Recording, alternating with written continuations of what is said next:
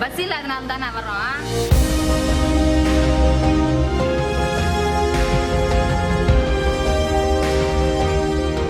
கொஞ்ச நேரம் நின்றுட்டு அந்த பசங்களை ஏத்திட்டு வரணும். ஒரு நாள் வீட்டுட்டே வந்துருவாங்க.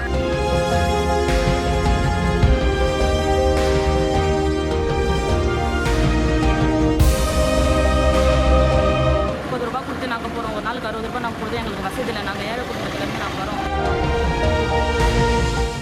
முதலமைச்சர் அவர்கள் நாங்கள் நல்லா படிக்க சொல்கிறீங்க. நீங்கள் பஸ் விட்டீங்கன்னா நாங்கள் இன்னும் நல்லா படிப்போம். நாங்கள் எங்களுக்கு வசதி இல்லை. பேர் யாமினி. நான் 12th படிக்கிறேன். நான் 6th 12th வரைக்கும் காசு கொடுத்து போகிறேன்.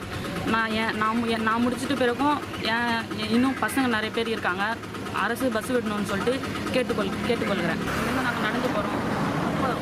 30 ரூபாய் கொடுத்து நாங்கள் போகிறோம். ஒரு நாளுக்கு 60 ரூபாய் நாங்கள் கொடுத்து எங்களுக்கு வசதி இல்லை. நாங்கள் ஏழை குடும்பத்துலேருந்து நாங்கள் வரோம். பஸ் விடணும்னு சொல்லிட்டு நாங்கள் கேட்டுக்கொள்கிறேன். பஸ் வந்தால் நல்லா இருக்கும். எங்களுக்கு எந்த பயமும் இருக்காது.